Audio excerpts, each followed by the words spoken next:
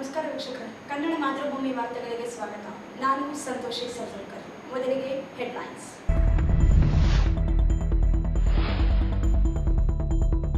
ಸರ್ಕಾರಿ ನೌಕರರ ಜಿಲ್ಲಾ ಕ್ರೀಡಾಕೂಟ. ದೈಹಿಕ ಆರೋಗ್ಯದೊಂದಿಗೆ ಮಾನಸಿಕ ಸದೃಢತೆಗೆ ಕ್ರೀಡೆಗಳು ಸಹಕಾರಿ. ರಾಹುಲ್ ತುಕಾರಾಮ್ ಪಾಂಡ್ವೆ.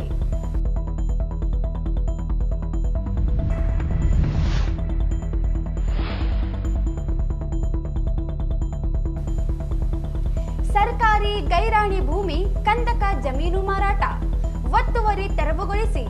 ಎಂ ವಿರೂಪಾಕ್ಷಿ.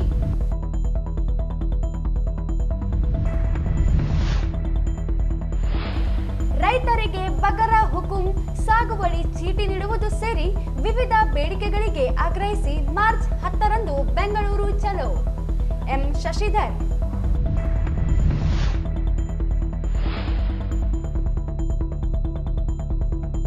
ದೇವದಾಸಿ ಮಹಿಳೆಯರಿಗೆ ಮಾಸಿಕ 3,000 ಪಿಂಚಣಿ ಹೆಚ್ಚಳಕ್ಕೆ ಆಗ್ರಹಿಸಿ ಮನವಿ.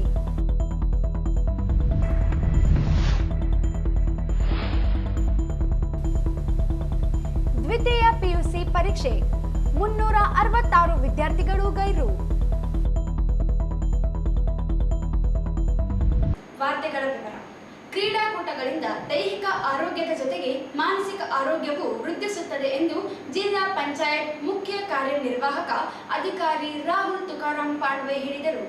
ಅವರಿಂದು ನಗರದ ಮಹಾತ್ಮ ಗಾಂಧಿ ಜಿಲ್ಲಾ ಕ್ರೀಡಾಂಗಣದಲ್ಲಿ ಜಿಲ್ಲಾಡಳಿತ, ಜಿಲ್ಲಾ ಪಂಚಾಯತ್, ಯುವ ಸಬಲೀಕರಣ ಮತ್ತು ಕ್ರೀಡಾ ಇಲಾಖೆ, ಕರ್ನಾಟಕ ರಾಜ್ಯ ಸರ್ಕಾರಿ ನೌಕರರ ಸಂಘ ಜಿಲ್ಲಾ ಘಟಕದಿಂದ ಹಮ್ಮಿಕೊಂಡಿದ್ದ ರಾಯಚೂರು ಜಿಲ್ಲಾ ಮಟ್ಟದ ರಾಜ್ಯ ಸರ್ಕಾರಿ ನೌಕರರ ಕ್ರೀಡಾಕೂಟ ಹಾಗೂ ಸಾಂಸ್ಕೃತಿಕ ಸ್ಪರ್ಧೆಗಳಿಗೆ ಚಾಲನೆ ನೀಡಿ ಮಾತನಾಡಿದರು.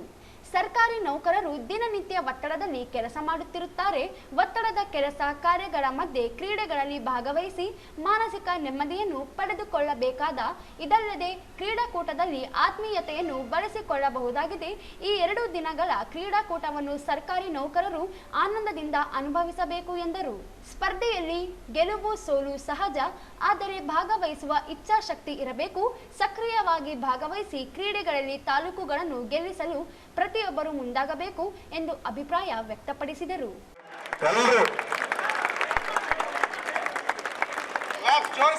ಜೋರಾದ ಚಪ್ಪಾಳೆಯೊಂದಿಗೆ ಕ್ರೀಡಾ ಧ್ವಜಾರೋಹಣ ಕಾರ್ಯಕ್ರಮವನ್ನು ನೆರವೇರಿಸಿದ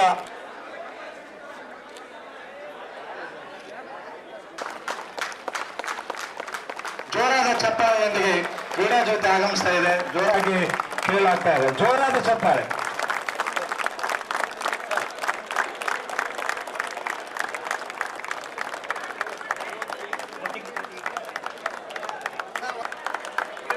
ಈಗ ಪ್ರತಿಜ್ಞೆ ಇದೆ.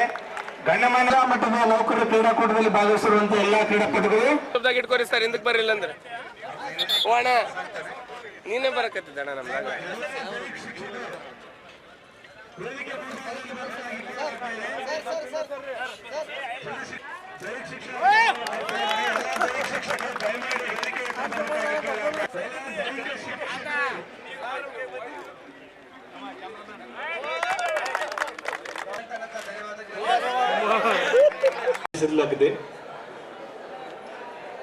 ಇದು ಕ್ರೀಡಾಕೂಟ ನೀವು ಈಗ ನೋಡಬಹುದು. ಎಲ್ಲ ಅವರು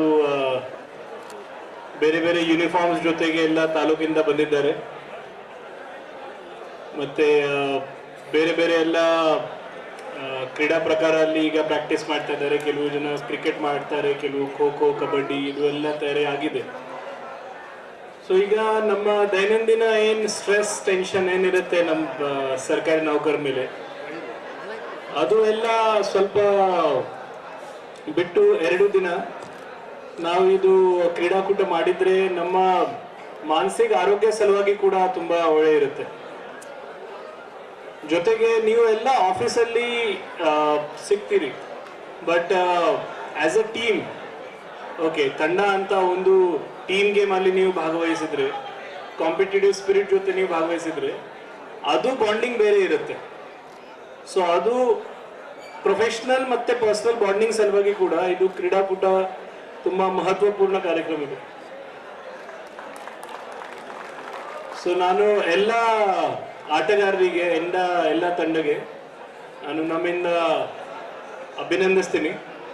ಮತ್ತು ಇವತ್ತು ಮತ್ತು ನಾಳೆ ನಿಮ್ಮದು ಯಾವುದು ಗೇಮಲ್ಲಿ ನೀವು ಪಾರ್ಟಿಸಿಪೇಟ್ ಮಾಡ್ತಾ ಇದ್ದೀರಿ ಆ ಕಡೆ ಫುಲ್ ಕಾಂಪಿಟೇಟಿವ್ ಸ್ಪಿರಿಟ್ ಜೊತೆ ಫುಲ್ ಎಫಿಷಿಯನ್ಸಿ ಜೊತೆ ಪಾರ್ಟಿಸಿಪೇಟ್ ಮಾಡಿ, ನಿಮ್ಮದು ಗೇಮ್ ಎಂಜಾಯ್ ಮಾಡಿ.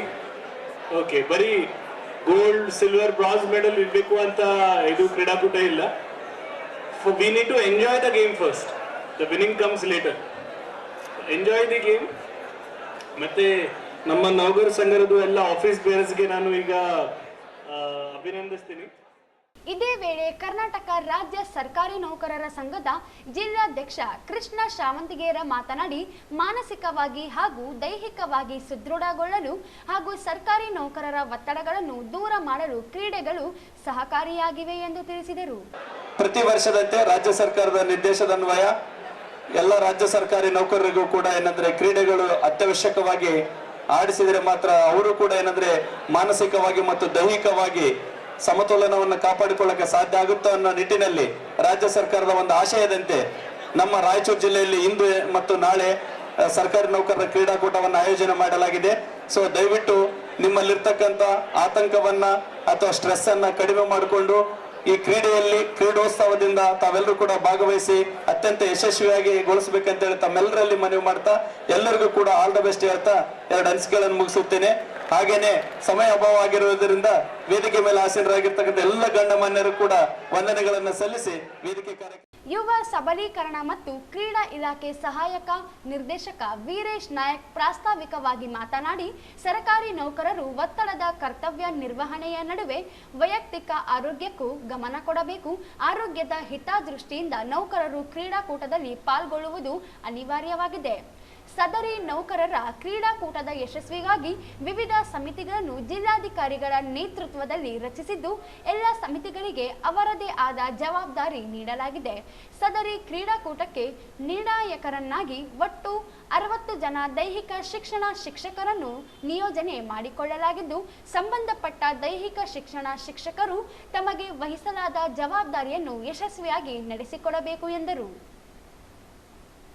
ಈ ಸಂದರ್ಭದಲ್ಲಿ ಅಪರ ಜಿಲ್ಲಾಧಿಕಾರಿ ಶಿವಾನಂದ ಭಜಂತ್ರಿ, ಸಮಾಜ ಕಲ್ಯಾಣ ಇಲಾಖೆಯ ಉಪ ನಿರ್ದೇಶಕ ಚಿದಾನಂದ್, ಡಿಟಿಒ ಸಿದ್ದರಾಮೇಶ್ವರ, ಗಣಿ ಮತ್ತು ಭೂ ವಿಜ್ಞಾನ ಇಲಾಖೆಯ ಉಪ ನಿರ್ದೇಶಕಿ ಪುಷ್ಪಲತಾ, ಸಹಕಾರ ಇಲಾಖೆಯ ಉಪ ನಿರ್ದೇಶಕ ಮನೋಹರ್, ಸಂಘದ ವಿಭಾಗೀಯ ಉಪಾಧ್ಯಕ್ಷ ಚಂದ್ರಶೇಖರ್ ಹಿರೇಮಠ್, ರಾಜ್ಯ ಸಂಘಟನಾ ಕಾರ್ಯದರ್ಶಿ ದೊಡ್ಡ ಲಿಂಗಪ್ಪ, ದೇವದುರ್ಗ ತಾಲೂಕು ಅಧ್ಯಕ್ಷ ಹನುಮಂತರಾಯ, ಸಿರವರ್ ತಾಲೂಕು ಅಧ್ಯಕ್ಷ ಆರಿಫ್ ಮಿಯಾ, ಮಾನ್ವಿ ತಾಲೂಕು ಅಧ್ಯಕ್ಷ ಸುರೇಶ್ ಕೂಡಿ, ಲಿಂಗಸೂರು ತಾಲೂಕು ಅಧ್ಯಕ್ಷ ಹಾಜಿ ಬಾಬು, ಮಸ್ಕಿ ತಾಲೂಕು ಅಧ್ಯಕ್ಷ ಪಂಪಾಪತಿ, ಎನ್ಪಿಎಸ್ ಸಂಘದ ಜಿಲ್ಲಾಧ್ಯಕ್ಷ ಆಂಜನೇಯ, ರಂಗಸ್ವಾಮಿ, ಜೀದಪ್ಪ ಸೇರಿದಂತೆ ಇತರರು ಇದ್ದರು. ಕೋಟೆ ಕಂದಕ ಸರ್ಕಾರಿ ಗೈರಾಣಿ ಭೂಮಿಯನ್ನು ನಗರಸಭೆ ಅಧಿಕಾರಿಗಳು ಶಾಮೀಲಾಗಿ ನಕಲಿ ದಾಖಲೆ ಸೃಷ್ಟಿಸಿ ಮಾರಾಟ ಜಾಲ ಮುಂದುವರೆದಿದ್ದು, ಕೂಡಲೇ ಜಿಲ್ಲಾಧಿಕಾರಿಗಳು ರೂಪತುಂಗ ಹೋಟೆಲ್, ರಂಜಿತಾ ಪ್ಯಾಲೇಸ್ ಮತ್ತು ಪಕ್ಕದಲ್ಲಿ ಹೊಸದಾಗಿ ನಿರ್ಮಾಣವಾಗಿರುವ ಶಾಪಿಂಗ್ ಮಾಲ್ ಒತ್ತುವರಿಯನ್ನು ತೆರವುಗೊಳಿಸಬೇಕೆಂದು ಜೆಡಿಎಸ್ ಜಿಲ್ಲಾಧ್ಯಕ್ಷ ಎಂ ವಿರೂಪಾಕ್ಷಿ ಹೇಳಿದರು. ಅವರಿಂದು ಮಾಧ್ಯಮಗೋಷ್ಠಿ ಉದ್ದೇಶಿಸಿ ಮಾತನಾಡಿ, ಸರ್ವೆ 1475 ಮತ್ತು 1496 ಸರ್ಕಾರಿ ಗೈರಾಣಿ ಎಂದು ಕಂದಾಯ ನಗರಸಭೆ ದಾಖಲೆಗಳಲ್ಲಿ ನಮೂದಾಗಿದ್ದರೂ ಸರ್ಕಾರಿ ಜಾಗವನ್ನು ಮಾರಾಟ ಮಾಡಲು ಸಹಕರಿಸಿದ್ದಾರೆ. 1495ರಲ್ಲಿ 2 ಎಕರೆ 9 ಗುಂಟೆ, 1496 ರಲ್ಲಿ 2 ಎಕರೆ 22 ಗುಂಟೆ ಜಮೀನು ಕಂದಾಯ ದಾಖಲೆಗಳಲ್ಲಿದೆ. ಆದರೆ ನಗರಸಭೆ ಅಧಿಕಾರಿಗಳು ಜನಪ್ರತಿನಿಧಿಗಳು ಸೇರಿ ನಿವೇಶನಗಳನ್ನು ಮಾಡಿ ಸಂಖ್ಯೆ ನೀಡಿ ಮಾರಾಟ ಮಾಡಿದ್ದಾರೆ. ಎಂಪಿಎಲ್ 11073/1, 110-149, 1773, 110-150, 110-173/1, 110-150/1, 110-150/1, 110-150/1, 110-71/72, 110-72/47, 110-141/47 ನಿವೇಶನಗಳನ್ನು ನಕಲಿಯಾಗಿ ಸೃಷ್ಟಿಸಿ ಬೇರೆಯವರಿಗೆ ಮಾರಾಟ ಮಾಡಲಾಗಿದೆ. 4-5 ಜನರಿಗೆ ಮಾರಾಟ ಮಾಡಲಾಗಿದೆ. ಸರ್ಕಾರದ ಡಾಕ್ಟರ್ ಬಾಬು ಜಗಜೀವನ್ ಅನ್ನೋ ವೃತ್ತದಲ್ಲಿ 2 ಎಕರೆ ಭೂಮಿಯನ್ನು ಭೂಮಾಲೀಕರು ಅತಿಕ್ರಮಣದಾರರು ಕಬ್ಜಾ ಮಾಡುವ ಸಂದರ್ಭದಲ್ಲಿ ನಾವು ದೂರನ್ನು ದಾಖಲಿಸಿ ಇಮಿಡಿಯೇಟ್ ಆಗಿ ಜಿಲ್ಲಾಧಿಕಾರಿಗಳು ಆಯುಕ್ತರು ಸ್ಥಳ ಪರಿಶೀಲನೆ ಮಾಡಿ ಅದು ಸರ್ಕಾರಕ್ಕೆ ಸೇರಿರ್ತಕ್ಕಂಥದ್ದನ್ನು ತೀರ್ಮಾನ ಮಾಡಿ ಈಗ 2 ವರ್ಷ ಆಯಿತು. ಆ ಒಂದು 2 ಎಕರೆ ಭೂಮಿಯನ್ನು ನಾವು ಅಲ್ಲಿ ಉಳಿಸ್ಕೊಂಡಿದ್ವಿ. ಅಲ್ಲಿ ಜಿಲ್ಲಾಧಿಕಾರಿಗಳಿಗೆ ನಾವು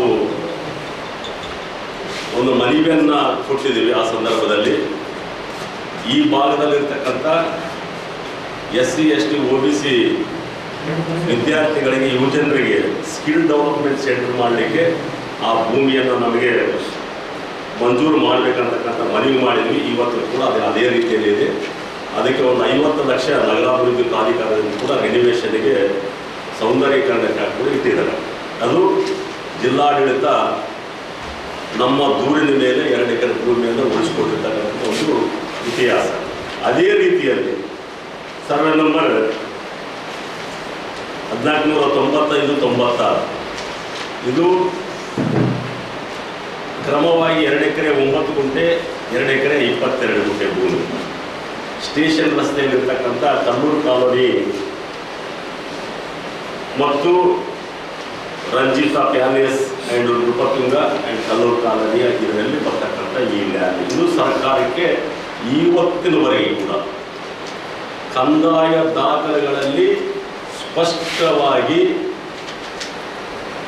ಪಾಣಿಗಳಲ್ಲಿ ಕಂದಾಯ ದಾಖಲೆಗಳ 1954ರಿಂದ ಪ್ರಾಚ್ಯ ವಸ್ತು ಇಲಾಖೆ ನಿಯಮಗಳನ್ನು ಉಲ್ಲಂಘಿಸಿ ಕಟ್ಟಡ ಪರವಾನಗಿ ನೀಡಲಾಗಿದೆ. ಕಂದಾಯ ಇಲಾಖೆ ಕಾರ್ಯದರ್ಶಿಗಳು ತಂಗರಾಜ್ ನೀಡಿರುವ ಆದೇಶದ ಉಲ್ಲಂಘನೆಯಾಗಿದೆ.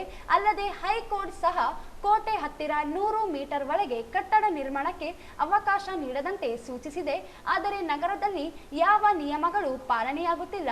ಈ ಕುರಿತು ಜಿಲ್ಲಾಧಿಕಾರಿಗಳಿಗೆ ದೂರು ನೀಡಲಾಗಿದೆ. ಸುನೀಲ್ ಅಗರ್ವಾಲ್, ಡಾಕ್ಟರ್ ಹರೀಶ್ ಮೂರ್ತಿ, ಸುಧೀಂದ್ರ ಕಸಬೆ, ಎಲ್ ಕಮಲ್ ಕುಮಾರ್, ಇಂದುಧರ ಪಾಟೀಲ್ ಸೇರಿ 7 ಜನರ ಮಾಲೀಕತ್ವದಲ್ಲಿ ಹೊಸ ಕಟ್ಟಡ ನಿರ್ಮಾಣ ಮಾಡಲಾಗಿದೆ. ಕೂಡಲೇ ತೆರವುಗೊಳಿಸಬೇಕು. ಇಲ್ಲದೆ ಹೋದಲ್ಲಿ ಭೂ ನ್ಯಾಯಾಲಯಕ್ಕೆ ದೂರು ನೀಡುವುದಾಗಿ ಹೇಳಿದರು. ಕೋಟೆ ಕಂದಕ್ಕೆ ಹೊಂದಿಕೊಂಡಿರುವುದರಿಂದ ಕೋಟೆ ಕರ್ನಾಟಕ ಪುರಾತನ ಮತ್ತು ಚಾರಿತ್ರಿಕ ಸ್ಮಾರಕಗಳ ಪುರಾತತ್ವ ನಿವೇಶನಗಳ ಇಲಾಖೆ ಆಧೀನ 1991-92 ಈ ಒಂದು ಆದೇಶ ಕರ್ನಾಟಕ ರಾಜ್ಯ ಪತ್ರ ಇದರಲ್ಲಿ ಕೋಟೆ ಕಂದಕ ಬಿಟ್ಟು 100 ಮೀಟರ್ ದೂರದಲ್ಲಿ ಯಾವುದೇ ಕಟ್ಟಡಗಳು ಕಟ್ಟಬೇಕಂತಕ್ಕಂಥದ್ದನ್ನು ಸರ್ಕಾರ ಕರ್ನಾಟಕ ರಾಜ್ಯ ಪತ್ರದಲ್ಲಿ ಮಾಡಿದೆ. ಇವತ್ತೇನು ಚಿನ್ಮಯ ಅಂತಕ್ಕಂಥ ಸ್ಕ್ವೇರ್ ಆಗ್ತಾ ಇದಲ್ಲ, ಅದು ಮುಂದೆ ಕಾಣ್ತಾ ಇದೆ. ಅದರ ಬಾಲ ಕೋಟೆಯ ಕಂದಕದ ಪಕ್ಕದಲ್ಲಿ. ಆ ಕೋಟೆ 10 ಫೀಟ್ ಬಿಟ್ಟು ಅವರು ಅಲ್ಲಿಂದ ಪ್ರಾರಂಭ ಮಾಡಿಕೊಂಡು ಬಂದಿದ್ದಾರೆ. ಅಲ್ಲಿಂದ ಪ್ರಾರಂಭ ಮಾಡಿಕೊಂಡು ಮುಂದೆ ಮಾತ್ರ ಇದನ್ನು ತೋರಿಸ್ತಾ ಇದ್ದಾರೆ. ಇದು ನಾವು ನಿನ್ನೆ ಜಿಲ್ಲಾಧಿಕಾರಿಗಳಿಗೆ ಕರ್ನಾಟಕ ರಾಜ್ಯ ಪತ್ರ 100 ಮೀಟರ್ ಅಂತಂದರೆ 300 ಫೀಟ್, ಸುಮಾರು 300 ಅಡಿ, 300 ಅಡಿ ಬಿಟ್ಟು ಕಟ್ಟಬೇಕಂತಕ್ಕಂಥದ್ದು ಒಂದು ಆದೇಶ. ಈ ಆದೇಶ ಮತ್ತೆ ಕರ್ನಾಟಕ ಹೈಕೋರ್ಟ್ನಲ್ಲೂ ಕೂಡ ಈ ಆದೇಶದ ಪರವಾಗಿ ಇಲ್ಲಿ SNT ಟಾಕೀಸ್ ಮುಂದಲಿಂದ ಬರ್ತಕ್ಕಂಥ ಇದಕ್ಕೆ ಕೋರ್ಟ್ಗೆ ಹೋದರೆ ಕೋರ್ಟ್ ಸ್ಪಷ್ಟವಾಗಿ ಹೇಳಿದ್ರೆ ಮ್ಯಾನಮೆಂಟ್ ಅನ್ನು ಉಳಿಸ್ತಕ್ಕಂಥದ್ದು, ಮಾನಮೆಂಟ್ ಅನ್ನು ಬೆಳೆಸ್ತಕ್ಕಂಥದ್ದು ನಮ್ಮೆಲ್ಲರ ಕರ್ತವ್ಯ ಆಗಿರೋದು, ನಮ್ಮ ಜವಾಬ್ದಾರಿ ಆಗಿರೋದ್ರಿಂದ ಅದನ್ನು ಬಿಟ್ಟು 100 ಮೀಟರ್ ದೂರದಲ್ಲಿ ನೀವು ಕಟ್ಟಬೇಕು ಅಂತಕ್ಕಂಥದ್ದನ್ನ ಹೇಳಿದ್ದಾರೆ. ಆದರೆ ಇವತ್ತು ಅದನ್ನೆಲ್ಲ ಕೂಡ ಈ ಸಂದರ್ಭದಲ್ಲಿ ಸಣ್ಣ ನರಸಿಂಹ ನಾಯಕ್, ವಿಶ್ವನಾಥ್ ಪಟ್ಟಿ, ಹಂಪಯ್ಯ ನಾಯಕ್ ಸೇರಿ ಅನೇಕರು ಇದ್ದರು. ಕನಿಷ್ಠ ಬೆಂಬಲ ಬೆಲೆ ಕಾಯ್ದೆ ರೂಪಿಸಿ ಹೊಸ ಕೃಷಿ ಮಾರುಕಟ್ಟೆ ಚೌಕಟ್ಟು ನೀತಿಯನ್ನು ಕೈಬಿಡುವುದು ಸೇರಿದಂತೆ ಪ್ರಮುಖ ಬೇಡಿಕೆಗಳಿಗೆ ಆಗ್ರಹಿಸಿ ಅಖಿಲ ಭಾರತ ರೈತ ಕೃಷಿ ಕಾರ್ಮಿಕರ ಸಂಘಟನೆ ಮಾರ್ಚ್ 10ರಂದು ಬೆಂಗಳೂರು ಚಲೋ ಪ್ರತಿಭಟನೆ ನಡೆಸಲಿದೆ ಎಂದು ಸಂಘಟನೆ ರಾಜ್ಯಾಧ್ಯಕ್ಷ ಎಂ ಶಶಿಧರ್ ಹೇಳಿದರು. ಅವರಿಂದು ಮಾಧ್ಯಮಗೋಷ್ಠಿ ಉದ್ದೇಶಿಸಿ ಮಾತನಾಡಿ, ರೈತರ ಆದಾಯ ದುಪ್ಪಟ್ಟು ಮಾಡುವುದಾಗಿ ಭರವಸೆ ನೀಡಿದ್ದ ಬಿಜೆಪಿ ನೇತೃತ್ವದ ಕೇಂದ್ರ ಸರ್ಕಾರ ರೈತರು ಬೆಳೆಗಳಿಗೆ ಕನಿಷ್ಠ ಬೆಂಬಲ ಬೆಲೆ ಕಾಯ್ದೆ ರೂಪಿಸಲು ಹಿಂದೇಟು ಹಾಕುತ್ತಿದೆ. ರೈತ ವಿರೋಧಿಯಾಗಿರುವ ಕಾಯ್ದೆಗಳನ್ನು ರೂಪಿಸಿ ಕಾರ್ಪೊರೇಟ್ ಕೃಷಿಗೆ ಅನುಕೂಲವಾಗುವಂತೆ ನೀತಿ ರೂಪಿಸಲು ಹೊರಟಿರುವುದು ರೈತ ವಿರೋಧಿಯಾಗಿದೆ.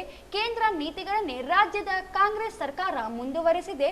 ಕೇಂದ್ರ ರದ್ದುಗೊಳಿಸಿರುವುದಾಗಿ 3 ಕಾಯ್ದೆಗಳನ್ನು ಕಾಂಗ್ರೆಸ್ ಸರ್ಕಾರ ರಾಜ್ಯದಲ್ಲಿ ಮುಂದುವರೆಸಿದೆ. ಅಲ್ಲದೆ ವಿದ್ಯುತ್ ಕಾಯ್ದೆ, ಉದ್ಯೋಗ ಖಾತ್ರಿ ಯೋಜನೆಯಡಿ 600 ಕೂಲಿ ಹಣ ನಿಗದಿ, ಬಗರ ಹುಕುಂ ಸಾಗುವಳಿದಾರರಿಗೆ ಹಕ್ಕುಪತ್ರ ನೀಡುವ ಕುರಿತು ಸರ್ಕಾರಗಳು ಸ್ಪಂದಿಸುತ್ತಿಲ್ಲ.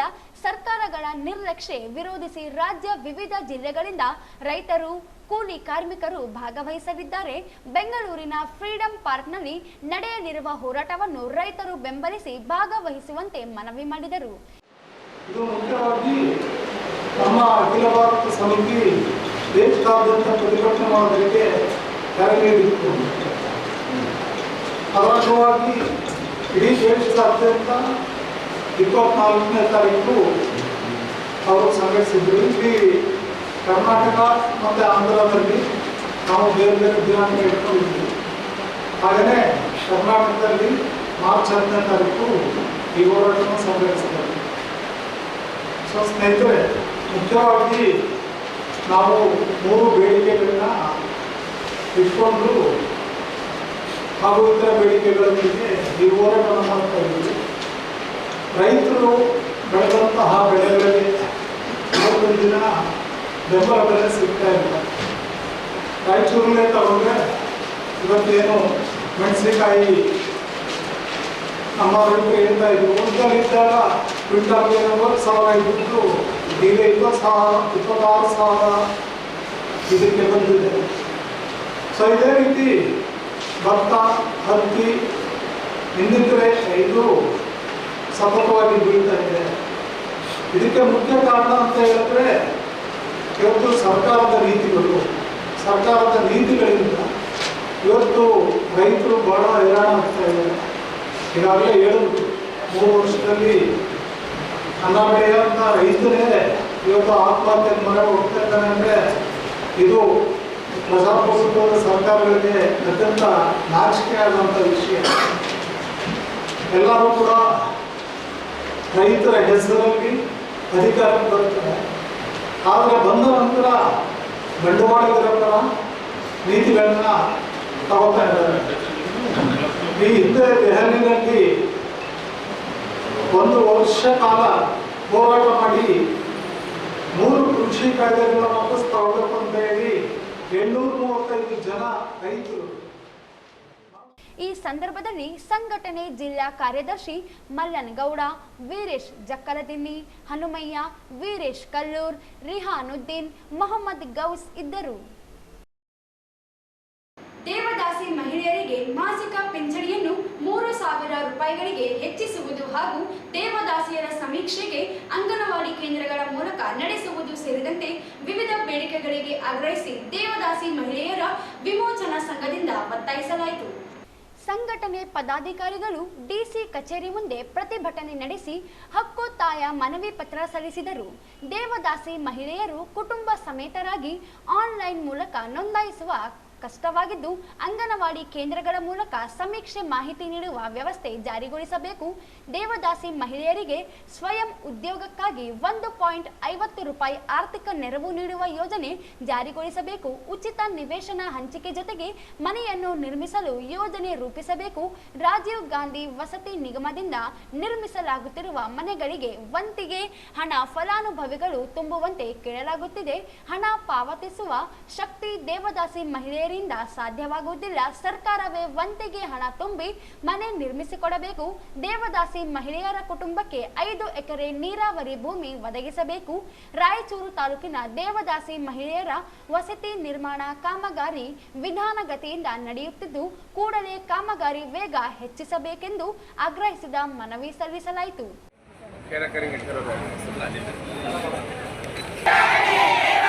ಕರ್ನಾಟಕ ರಾಜ್ಯ ದೇವದಾಸಿ ಮಹಿಳಾ ವಿಮೋಚನಾ ಸಂಘದ ಹೋರಾಟಕ್ಕೆ ದೇವದಾಸಿ ಮಹಿಳಾ ಕೊಡಲೇಬೇಕು. ಎಲ್ಲ ದೇವದಾಸಿ ಮಹಿಳೆಯರಿಗೆ 5 ಎಕರೆ ಭೂಮಿ ಕೊಡಲೇಬೇಕು. ದೇವದಾಸಿ ಮಹಿಳೆಯರಿಗೆ ಪುನರ್ವಸತಿಗಾಗಿ ಮನೆಗಳ ನಿರ್ಮಾಣ ಕಾರ್ಯ ತೀವ್ರಗತಿಗೊಳಿಸಲೇಬೇಕು.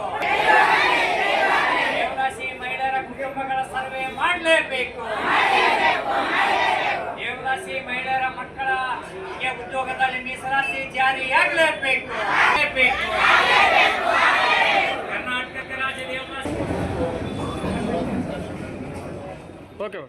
ಈ ಸಂದರ್ಭದಲ್ಲಿ ಸಂಘಟನೆ ಗೌರವಾಧ್ಯಕ್ಷ ಕೆಜಿ ವೀರೇಶ್, ಅಧ್ಯಕ್ಷೆ ಎಚ್ ಪದ್ಮಾ, ಕಾರ್ಯದರ್ಶಿ ತಾಯಮ್ಮ, ರೇಣುಕಮ್ಮ, ಮುತ್ತಮ್ಮ ಸೇರಿದಂತೆ ಅನೇಕ ಮಹಿಳೆಯರು ಭಾಗವಹಿಸಿದ್ದರು. ಜಿಲ್ಲೆಯಲ್ಲಿ ಇಂದಿನಿಂದ ಆರಂಭವಾದ ದ್ವಿತೀಯ ಪಿಯುಸಿ ಪರೀಕ್ಷೆಯ ಉರ್ದು ಹಾಗೂ ಸಂಸ್ಕೃತ ವಿಷಯದ ಪತ್ರಿಕೆಯ ಪರೀಕ್ಷೆಗಳು ಕೇಂದ್ರಗಳಲ್ಲಿ ಸುಸೂತ್ರವಾಗಿ ಜರುಗಿದವು. ಜಿಲ್ಲೆಯ ರಾಯಚೂರು ತಾಲೂಕಿನ 5218 ವಿದ್ಯಾರ್ಥಿಗಳಲ್ಲಿ 4852 ವಿದ್ಯಾರ್ಥಿಗಳು ಹಾಜರಾಗಿದ್ದು 366 ವಿದ್ಯಾರ್ಥಿಗಳು ಗೈರಾಗಿದ್ದರು. ಸಿಂಧನೂರು ತಾಲೂಕಿನ 3803 ವಿದ್ಯಾರ್ಥಿಗಳಲ್ಲಿ 3581 ವಿದ್ಯಾರ್ಥಿಗಳು ಹಾಜರಾಗಿದ್ದು 211 ವಿದ್ಯಾರ್ಥಿಗಳು ಗೈರಾಗಿದ್ದರು ಮತ್ತು 11 ವಿದ್ಯಾರ್ಥಿಗಳ ಹಾಜರಾತಿ ಕೊರತೆ ಇತ್ತು. ಮಾನ್ವಿ ತಾಲೂಕಿನ 1956 ವಿದ್ಯಾರ್ಥಿಗಳಲ್ಲಿ 1838 ವಿದ್ಯಾರ್ಥಿಗಳು ಹಾಜರಾಗಿದ್ದು 113 ವಿದ್ಯಾರ್ಥಿಗಳು ಗೈರಾಗಿದ್ದರು ಮತ್ತು 4 ವಿದ್ಯಾರ್ಥಿಗಳ ಹಾಜರಾತಿ ಕೊರತೆ ಇತ್ತು. ಲಿಂಗಸೂಗೂರು ತಾಲೂಕಿನ 4295 ವಿದ್ಯಾರ್ಥಿಗಳಲ್ಲಿ 4077 ವಿದ್ಯಾರ್ಥಿಗಳು ಹಾಜರಾಗಿದ್ದು 218 ವಿದ್ಯಾರ್ಥಿಗಳು ಗೈರಾಗಿದ್ದರು. ದೇವದುರ್ಗ ತಾಲೂಕಿನ 2174 ವಿದ್ಯಾರ್ಥಿಗಳಲ್ಲಿ 1940 ವಿದ್ಯಾರ್ಥಿಗಳು ಹಾಜರಾಗಿದ್ದು 228 ವಿದ್ಯಾರ್ಥಿಗಳು ಗೈರಾಗಿದ್ದು 6 ವಿದ್ಯಾರ್ಥಿಗಳ ಹಾಜರಾತಿ ಕೊರತೆ ಇತ್ತು. ಮಸ್ಕಿ ತಾಲೂಕಿನ 844 ವಿದ್ಯಾರ್ಥಿಗಳಲ್ಲಿ 793 ವಿದ್ಯಾರ್ಥಿಗಳು ಹಾಜರಾಗಿದ್ದು 51 ವಿದ್ಯಾರ್ಥಿಗಳು ಗೈರಾಗಿದ್ದರು ಹಾಗೂ ಸಿರವಾರ್ ತಾಲೂಕಿನ 709 ವಿದ್ಯಾರ್ಥಿಗಳಲ್ಲಿ 647 ವಿದ್ಯಾರ್ಥಿಗಳು ಹಾಜರಾಗಿದ್ದು 62 ವಿದ್ಯಾರ್ಥಿಗಳು ಗೈರಾಗಿದ್ದರು. ಜಿಲ್ಲೆಯ 7 ತಾಲೂಕುಗಳ ಒಟ್ಟು 18998 ವಿದ್ಯಾರ್ಥಿಗಳಲ್ಲಿ 17778 ವಿದ್ಯಾರ್ಥಿಗಳು ಇಂದು ನಡೆದ ಕನ್ನಡ ವಿಷಯದ ಪತ್ರಿಕೆಯ ಪರೀಕ್ಷೆಗೆ ಹಾಜರಾಗಿದ್ದು 1249 ವಿದ್ಯಾರ್ಥಿಗಳು ಗೈರಾಗಿದ್ದಾರೆ. ಉಳಿದಂತ 21 ವಿದ್ಯಾರ್ಥಿಗಳ ಹಾಜರಾತಿ ಕೊರತೆಯಾಗಿತ್ತು. ಕೊನೆಯಲ್ಲಿ ಮತ್ತೊಮ್ಮೆ ಹೆಡ್ಲೈನ್ಸ್.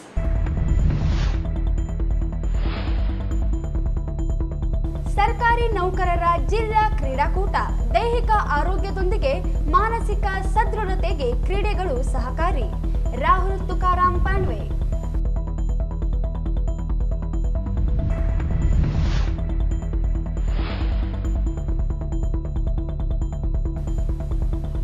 ಸರ್ಕಾರಿ ಗೈರಾಣಿ ಭೂಮಿ ಕಂದಕ ಜಮೀನು ಮಾರಾಟ, ಒತ್ತುವರಿ ತೆರವುಗೊಳಿಸಿ. ಎಂ ವಿರೂಪಾಕ್ಷಿ.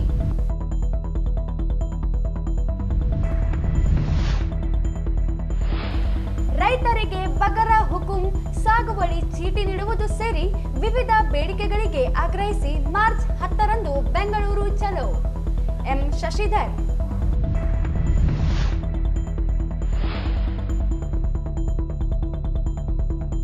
ದೇವದಾಸಿ ಮಹಿಳೆಯರಿಗೆ ಮಾಸಿಕ 3000 ಪಿಂಚಣಿ ಹೆಚ್ಚಳಕ್ಕೆ ಆಗ್ರಹಿಸಿ ಮನವಿ.